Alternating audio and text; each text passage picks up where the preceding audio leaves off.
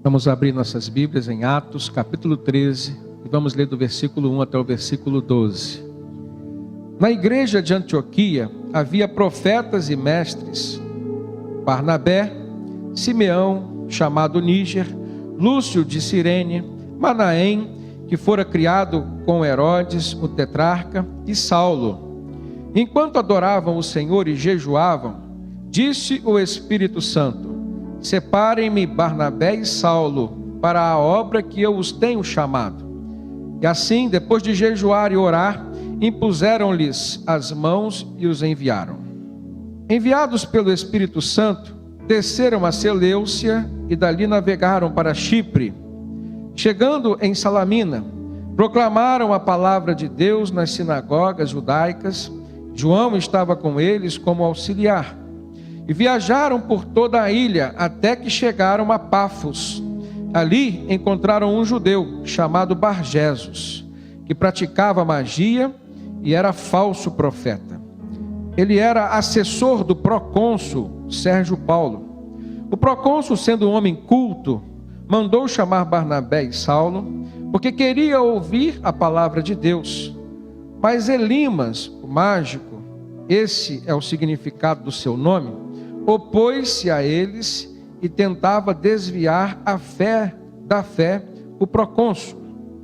E então Saulo, também chamado Paulo, cheio do Espírito Santo, olhou firmemente para Elimas e disse: filho do diabo e inimigo de tudo o que é justo, você está cheio de toda espécie de engano e maldade. Quando é que vai parar de perverter os retos caminhos do Senhor? Saiba agora que a mão do Senhor está contra você, e você ficará cego e incapaz de ver a luz do sol durante algum tempo. Imediatamente vieram sobre ele névoa e escuridão, e ele, tateando, procurava quem o guiasse pela mão. O procônsul, vendo o que havia acontecido, creu, profundamente impressionado com o ensino do Senhor. Amém? Nós encontramos aqui o apóstolo Paulo, depois da sua conversão, já se dedicando a um chamado que Deus tinha designado para ele. Nós vemos hoje a igreja do Senhor Jesus, composta por diversas pessoas que se converteram assim como Paulo se converteu, pessoas desta igreja do Senhor Jesus desejosas por ver acontecer algo como aconteceu com Paulo em toda a sua jornada. Às vezes nós estamos muito presos aos milagres, às vezes nós olhamos para a história com um olhar de uma certa forma crítico com relação a tudo o que aconteceu e deixamos de perceber aquilo que realmente diz respeito a nós. As coisas simples, como a motivação, a razão, aquilo que todos devemos e podemos encontrar ao longo da nossa jornada aqui. A Bíblia nos mostra que a razão de toda a obra missionária está no coração de Deus. Deus viu a humanidade perdida, e João 3,16 traz essa narrativa. Porque Deus amou o mundo de tal maneira que deu seu Filho unigênito, para que todo aquele que nele crê não pereça, mas tenha a vida eterna. Então o desejo de Deus é que a humanidade não perecesse. A razão da obra missionária nasce no coração de Deus. Poderíamos pensar que o maior de todos os missionários da história foi o próprio Jesus, Filho de Deus, que abriu mão da sua glória, encarnou-se como homem para viver aqui entre nós como homem, servindo-nos e indo até a cruz, para sofrer um sacrifício em nosso lugar, e através desse sacrifício levar sobre si as nossas culpas, pagando pelos nossos pecados, de forma tal que não haja nada mais que tenha poder para nos condenar e nos separar de uma comunhão eterna com Deus. Mas seguindo a obra de Cristo Jesus, ele deixou seus discípulos. Alguns foram se convertendo, ele resolveu chamar um especificamente. Por isso, Paulo foi considerado um homem eleito por Deus, através de Cristo Jesus, que numa visão, no momento em que ele estava indo para Damasco, para perseguir cristãos, ele ouviu uma voz do céu que dizia: eu sou Jesus a quem tu persegues. E o orientou. a procurar um homem chamado Ananias, lá em Damasco, de forma que Ananias haveria de orar por ele, restituir-lhe a visão, porque naquele momento no qual se deu a sua conversão, ele ficou cego. E teve a sua visão restituída, no momento em que Ananias orou por ele. E logo depois foi discipulado, e se aplicou a essa obra missionária. Agora nós estamos vendo a igreja de Antioquia enviando alguns discípulos, agora como apóstolos e missionários, para que pudessem alcançar as pessoas necessitadas de libertação, necessitadas de conversão e salvação. No livro de Isaías, no capítulo 41, versículo 17, Deus fala assim: os aflitos e necessitados buscam águas e não há, e sua língua se seca de sede. Mas eu, o Senhor, os aliviarei. Eu, o Deus de Israel, não os desampararei. No livro do profeta Isaías, toda a profecia aponta para a vinda do Messias, de um evangelho que haveria de saciar toda a sede espiritual, de um evangelho que haveria de transformar vidas e salvá-las. No final da Bíblia, em Apocalipse, no capítulo 21, versículo 6, Deus diz: está cumprido, eu sou o alfa e o ômega, o princípio e o fim. A quem quer que tiver sede, de graça lhe darei da fonte da água da vida. Então nós percebemos que missões é algo que nasce no coração de Deus. É algo que vem até nós com o cumprimento da promessa do Senhor de mandar o seu Filho. E é algo que continua através de nós, quando nós nos predispomos a levar esse evangelho às outras pessoas. Os necessitados, antes, éramos nós. Hoje que nós já temos, nós precisamos alcançar os necessitados que ainda não conheceram a Jesus. Porque Deus, assim, predeterminou no seu coração. Então, quais são as marcas verdadeiras de uma obra missionária? Uma vez que existem muitas missões que se levantam, existem muitas pessoas que às vezes que se apresentam como sendo missionários, existem grandes desafios que às vezes se apresentam a nós e nós queremos encará-los como missões. Mas para encará-los como missões, nós precisamos identificar os caminhos, precisamos identificar quais são os meios e precisamos saber como desenvolver. Então Paulo foi escolhido por Jesus para levar o evangelho aos gentios, aqueles não judeus. E por meio do apóstolo Paulo, do exemplo que ele nos dá, nós vamos verificar quais são essas marcas de uma verdadeira viagem ou de uma verdadeira obra missionária. A primeira lição que nós tiramos nesse texto, irmãos, é que aponta para a participação do Espírito Santo. Uma obra missionária que seja verdadeira, ela precisa estar sobre a responsabilidade espiritual da igreja do Senhor Jesus, mas quando essa está totalmente orientada pelo Espírito Santo. No verso primeiro que nós lemos, diz que essa obra começou dentro da igreja de Antioquia. O texto diz assim: na igreja de Antioquia havia profetas e mestres. Fala de Barnabé, de Simeão, de Lúcio, de Manaém, e fala também de Saulo, cujo nome também era Paulo. Foi a igreja, tocada pelo Espírito Santo, que sentiu essa necessidade de extrapolar os limites das quatro paredes e levar o evangelho às pessoas que estavam do lado de fora. A segunda marca que nós verificamos é que, além de ser uma obra que nasce dentro da igreja, ela precisa ser direcionada e precisa ser gerida diretamente pelo Espírito Santo. Nós vamos ver no verso 2, no verso 4, e diz que enquanto eles adoravam ao Senhor e jejuavam, o Espírito Santo disse: separem-me Barnabé e Saulo para a obra que eu os tenho chamado. É interessante que no verso 1 fala de outras pessoas, mas quando eles oraram, quando eles jejuaram, Deus, através do Espírito Santo, selecionou 2. Primeiramente Barnabé e depois Saulo. E disse que havia uma obra específica para aqueles homens. E depois de jejuar e orar, então, impuseram-lhe as mãos e os enviaram. Foram enviados pelo Espírito Santo. E desceram até a Seleucia e dali navegaram para Chipre.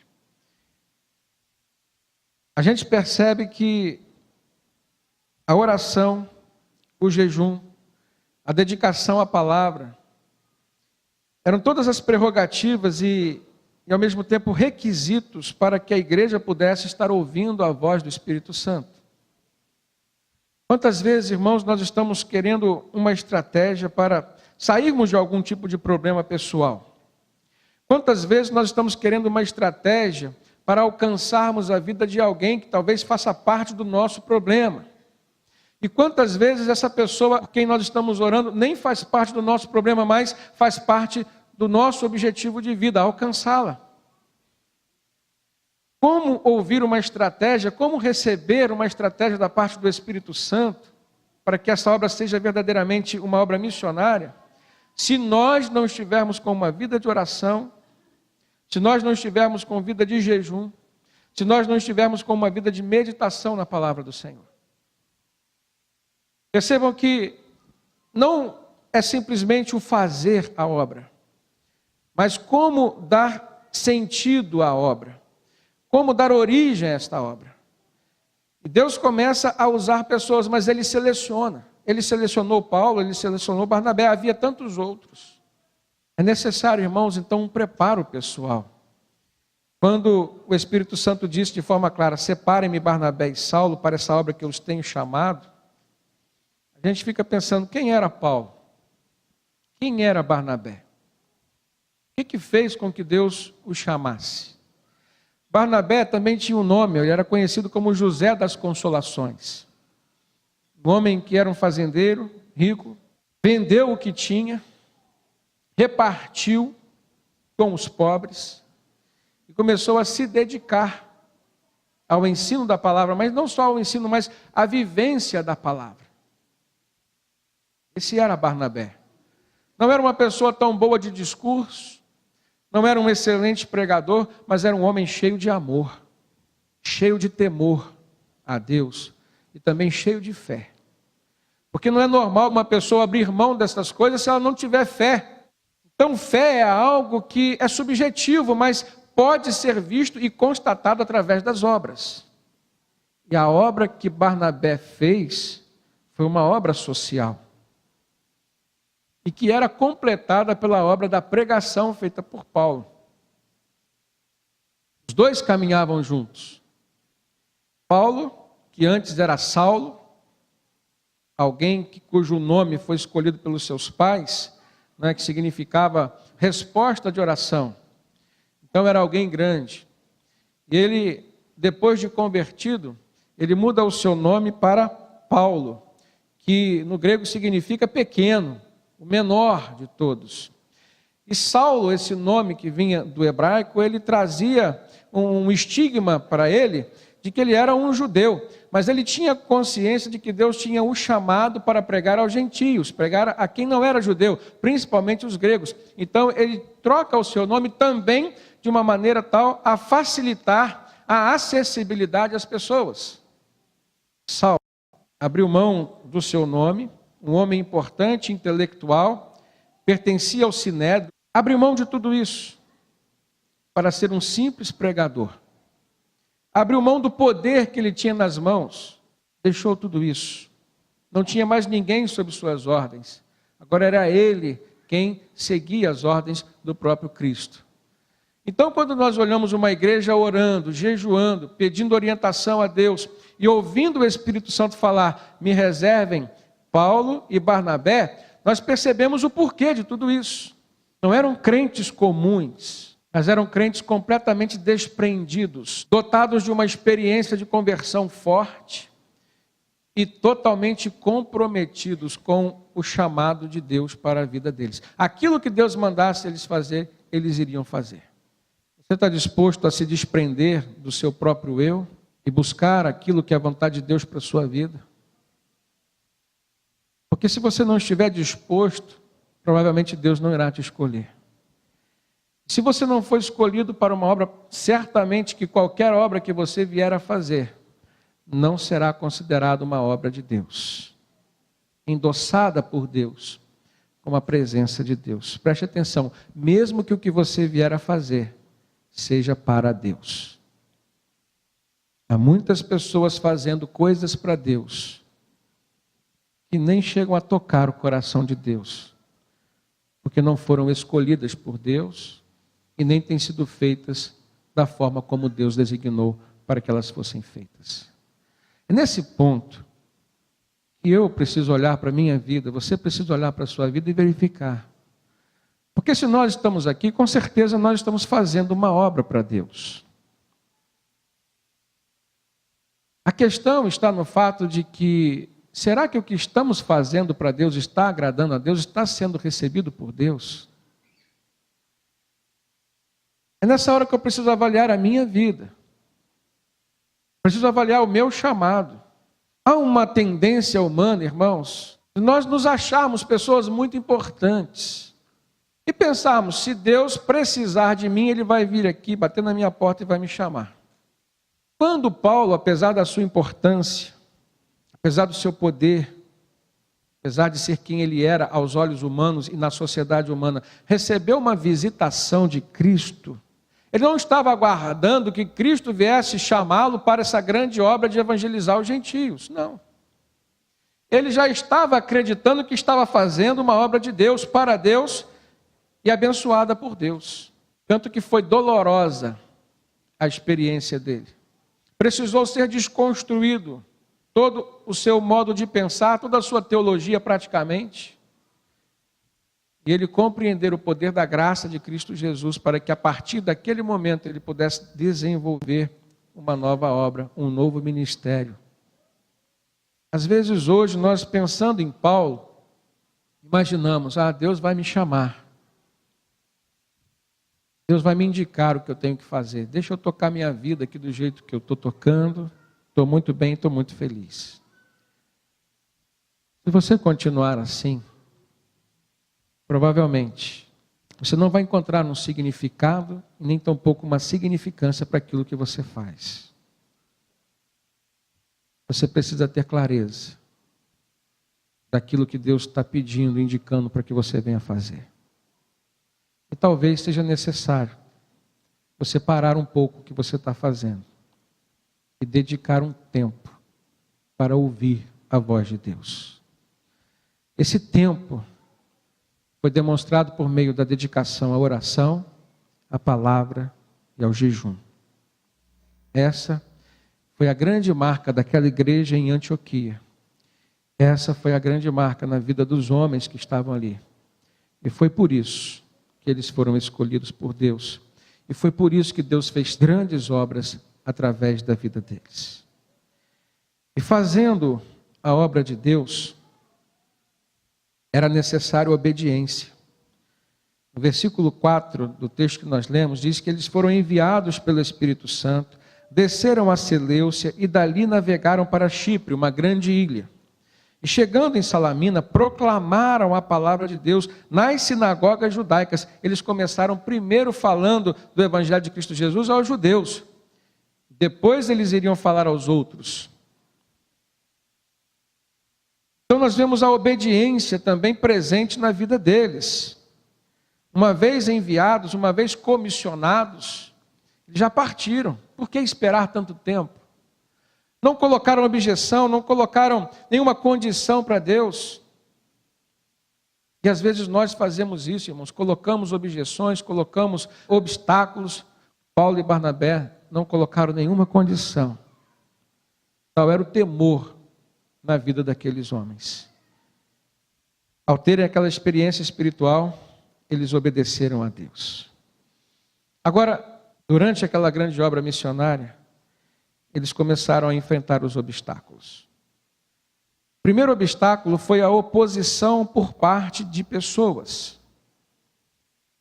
E com certeza toda a obra missionária vai ser permeada por oposições. Nesse texto que nós lemos, a oposição chegou por parte de um falso profeta, alguém cujo nome era Bar Jesus, filho de Jesus.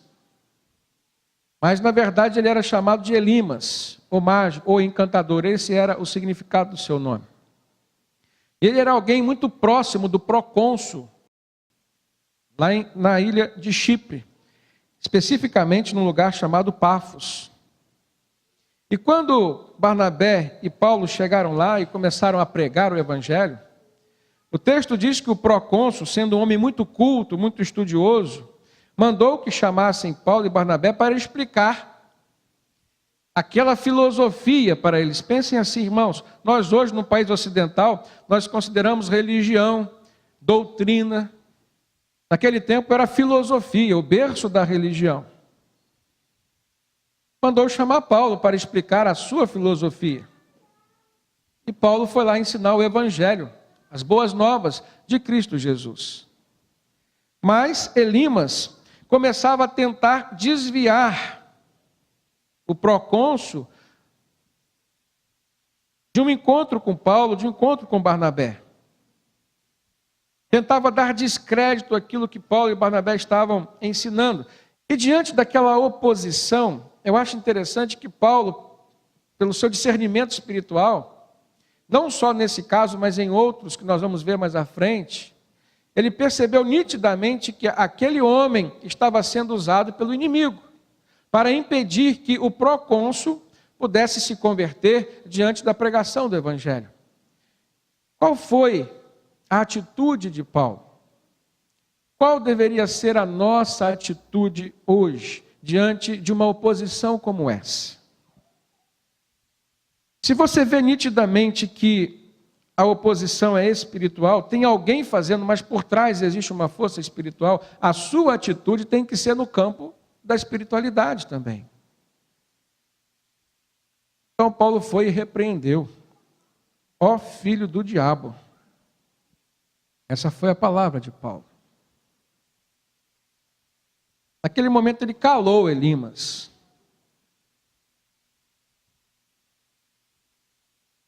Muitas vezes nós não reagimos assim, nós não repreendemos o maligno, ou nenhuma outra atitude que venha ser tomada diante de nós por pessoas influenciadas pelo maligno.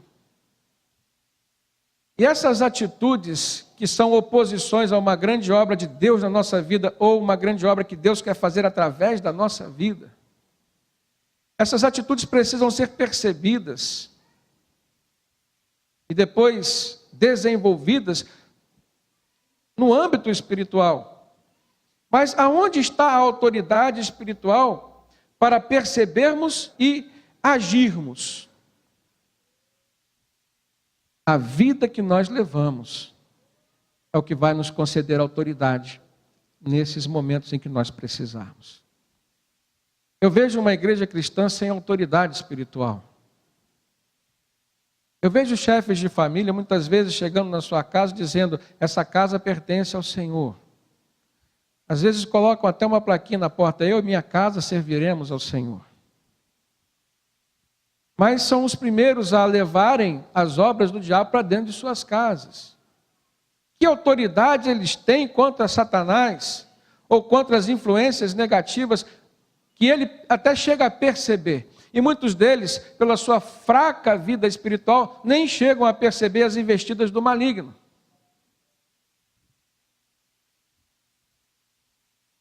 Então Paulo e Barnabé tinham autoridade e tinham discernimento. O discernimento fez com que ele visse em Elimas uma força opositora à pregação do evangelho naquele lugar.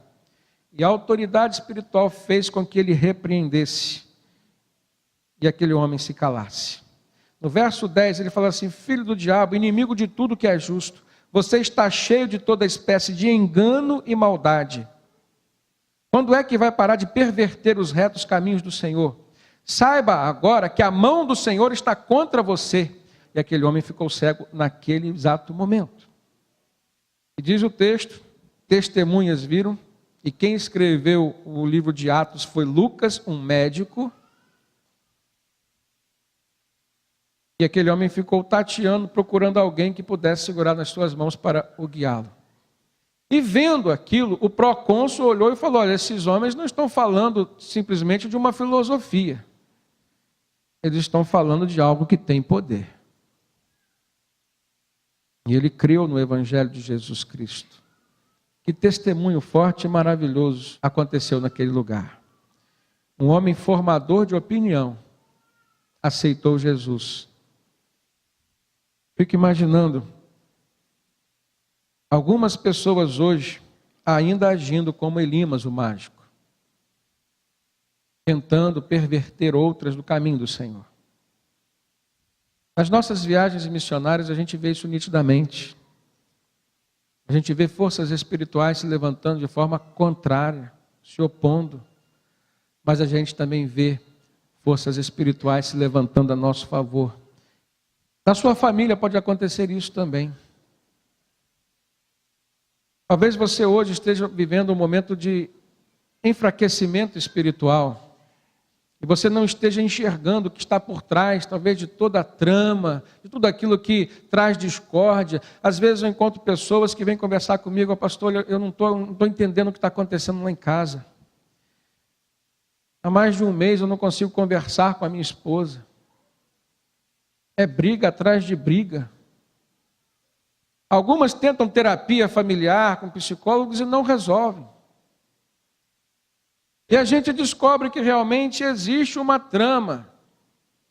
A gente descobre em alguns casos que existem forças espirituais sendo acessadas para prejudicar, para desfazer casamentos.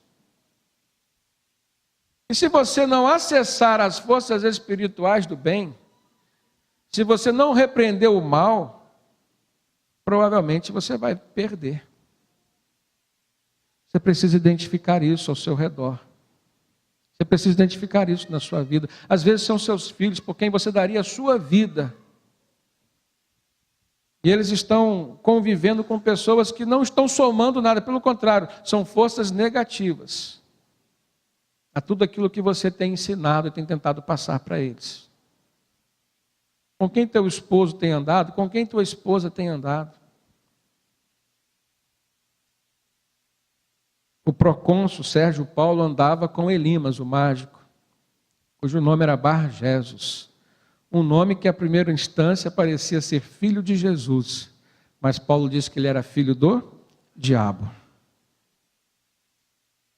Pela autoridade espiritual, Paulo calou aquele homem e fez com que o procônsul ouvisse o evangelho e se convertesse. Na nossa vida, irmãos, nós estamos sujeitos a tudo isso, mas nós precisamos enfrentar com as forças espirituais e com a autoridade espiritual que o Senhor nos concedeu. Eu acho interessante como que Deus está disposto a agir, mas muitas vezes nós não percebemos isso, não temos a consciência do poder de Deus que está ao nosso favor. Não arriscamos uma palavra de autoridade como essa que Paulo arriscou. A gente vendo uma pessoa enferma, irmãos, nós temos que orar e pedir a Deus que cure, independente se ela vai procurar um médico, um hospital ou não.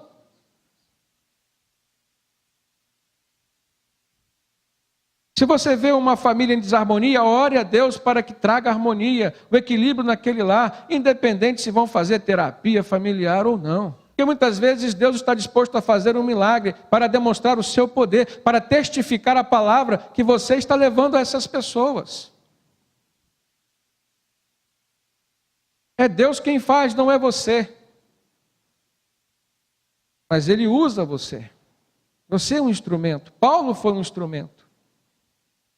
E vidas foram transformadas e salvas, porque aquele homem se submeteu ao poder espiritual e ao nome de Jesus Cristo. Depois ele chega numa segunda fase da sua viagem. Se você olhar na Bíblia, a partir do versículo 13. De Pafos, Paulo e seus companheiros navegaram para Perge, na Panfilha. João os deixou ali e voltou para Jerusalém, diz o versículo 13. Lá ele começa a perceber um outro tipo de enfrentamento. Alguns judeus, e era costume de Paulo chegar diretamente na sinagoga, lugar de estudar das Escrituras, alguns judeus olharam para Paulo lá em Antioquia da Pisídia, e já disseram para eles assim: irmãos, se vocês têm alguma mensagem de encorajamento para nós, podem falar. Paulo então se levanta, ele queria falar realmente, ele tinha uma mensagem, mas ele começa a fazer uma digressão de todo o evangelho, desde o tempo, né, da manifestação de Deus, ouvindo o clamor do povo que estava no Egito. Mas ele estava falando para judeus, então era normal e natural que ele usasse a história dos próprios judeus. Mas ele chega até Jesus. Então ele diz, já no verso 26, irmãos, filhos de Abraão e gentios que temem a Deus, a nós foi enviada esta mensagem de salvação. Os judeus da sinagoga disseram, se vocês têm uma mensagem de encorajamento, falem. Essa era a expectativa dos judeus.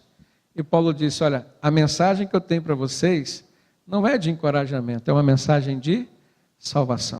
É muito mais completo do que o que vocês estão esperando. Muitas vezes as expectativas que nós trazemos no nosso coração é de encorajamento para um momento que nós estamos vivendo. Mas a mensagem do Evangelho de Jesus Cristo é muito mais completa. A mensagem de salvação, ela contempla todos os momentos de tribulação que qualquer pessoa pode passar. Porque nela existe a revelação de um Cristo que morreu e ressuscitou. E vivo está trabalhando a seu favor. A mensagem de salvação contempla o encorajamento. Mas contempla muito mais do que isso. Então, às vezes, nós estamos como aqueles judeus na sinagoga, querendo uma mensagem que venha responder os anseios momentâneos de nossa vida. Parece que nós fechamos a nossa mente, o nosso entendimento dentro do nosso problema. Nos enclausuramos e deixamos de ter uma percepção do mundo. A gente precisa enxergar que o que Deus pode fazer é muito maior. A verdadeira mensagem de salvação exige fé, exige arrependimento, para que haja então perdão de pecados. Então, depois de Paulo dizer, a nós foi enviada a mensagem de salvação, e é essa mensagem que nós temos para vocês, no versículo 38, do capítulo 13 de Atos, ele diz, portanto, meus irmãos, quero que saibam que mediante Jesus lhes é proclamado o perdão de pecados. E por meio dele, todo aquele que crê é justificado de todas as coisas das quais não podiam ser justificadas pela lei de Moisés. Os judeus estavam crendo na justificação pela lei. Os judeus criam que a pessoa era salva quando cumpria exatamente a lei, mas Jesus vem dizer, por mais que alguém queira cumprir toda a lei, é impossível. Então a salvação vem pela graça. E Paulo diz, pela graça sois salvos por meio da fé. E isso não vem de vós, é um dom de Deus. Não é pelas obras para que ninguém se vanglorie. Paulo chega para os judeus na sinagoga e diz, irmãos, eu quero que vocês saibam que mediante Jesus lhes é proclamado o perdão dos pecados. Não pelas obras, mas por Jesus. E a verdadeira mensagem, irmãos, ela confronta as pessoas quanto à realidade vivida por elas. Esse é o evangelho genuíno. Se ele não tocar no seu coração, se ele não te confrontar, provocar uma reação na sua vida, não é o evangelho verdadeiro. E quando Paulo proclamou esse evangelho, houve uma reação. Versículo 44 diz que no outro sábado, quase toda a cidade se reuniu para ouvir a palavra de Deus.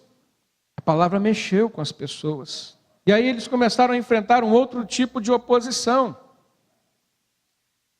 O texto diz que houve inveja por parte dos sacerdotes, por parte dos judeus que estavam liderando a sinagoga. E aí começaram a persegui-los. Começou uma perseguição contra Paulo e Barnabé. E eles foram expulsos daquela cidade, daquele lugar. Finalizando, na terceira etapa da viagem, eles foram para Icônio. Em Icônio, eles tiveram a oportunidade de pregar na sinagoga, como nos outros lugares. Levaram muitos judeus e gentios à conversão em Jesus Cristo. Mas os judeus começaram a incitar uma conspiração contra eles. Mesmo diante daquela perseguição, cresceu o número de convertidos, mas também cresceu o número de revoltados. E eles tiveram que deixar aquela cidade de Icônio, mas continuaram pregando o evangelho. Foram para a cidade de Listra. E ali, irmãos, preste atenção que eu vou finalizar com algo maravilhoso que Deus fez no fim da viagem, daquela primeira viagem missionária de Paulo. Chegando em Listra, a primeira coisa que aconteceu foi Paulo e Barnabé se depararam com um homem que era paralítico desde o nascimento. Aleijado, ele não conseguia andar. O texto diz, capítulo 14, verso 8, que ele nunca tinha andado, vivia sentado ali. E ele ouviu Paulo falar. E quando Paulo olhou diretamente para ele e percebeu que ele tinha fé, Paulo disse para ele: levanta-se, fique de pé. E aquele homem então se levantou, começou a andar. E todas as pessoas que viram ficaram admiradas e começaram a achar que Paulo e Barnabé eram a encarnação dos deuses que eles seguiam naquele lugar. E aí houve um revertério, começaram a querer adorar Paulo. Paulo se viu numa situação difícil. Não, nós somos homens como vocês. Quem fez esse milagre foi Jesus, a quem nós proclamamos, para que vocês pudessem acreditar nesse evangelho. Paulo os repreendeu. Ele não tomou a glória que era de Deus para si. Eu penso, irmãos, que muitos dos milagres que Jesus fez por meio dos seus apóstolos não continuam sendo feitos ainda hoje no meio da sua igreja, porque as pessoas não estão preparadas para renunciar à glória que o mundo estará disposto a darem para elas.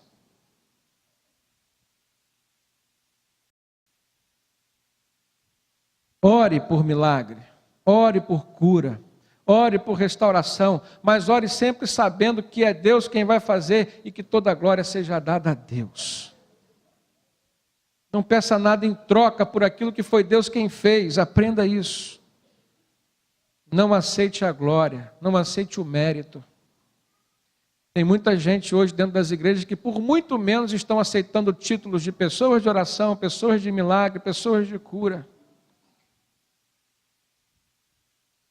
Que talvez até tivessem feito em nome de Jesus e por Jesus alguma coisa nesse sentido no início, mas que depois começam a forçar a barra, começam a maquiar falsos milagres. Eu acho lindo que quando Paulo pregou o evangelho na sinagoga, na outra semana uma multidão estava lá, mas Paulo não tinha feito milagre nenhum naquele dia. Todos que foram estavam realmente interessados na palavra. A igreja do Senhor Jesus hoje precisa estar interessada na palavra, porque é a palavra que vai trazer o maior e mais importante de todos os milagres que alguém pode receber, que é a salvação e a vida eterna nos céus ao lado de Deus. Nós não podemos nos deixar levar, irmãos, por aquilo que os olhos humanos veem. E não podemos nos deixar impressionar por aquilo que muitas vezes nos é apresentado por pessoas tão somente carnais. Nós precisamos identificar a participação de Cristo. Precisamos identificar o endosso de Jesus Cristo em tudo aquilo que nos é apresentado. E só assim nós vamos ter a certeza de que a obra é de Deus e de que o Senhor realmente está desenvolvendo. Que Deus nos abençoe, irmãos. Que a gente possa ter uma vida totalmente dedicada à missão que realmente Deus está nos dando. E que a gente possa fazer a obra missionária de Deus, seja em qual âmbito for, familiar, nossos vizinhos, nosso ambiente de trabalho, o mundo, mas que a gente faça com a participação de Deus.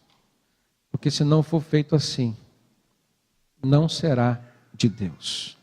mesmo que seja para Deus, não será aceito por Deus. Que o Senhor nos abençoe, que o Senhor nos edifique e nos faça crescer. Amém.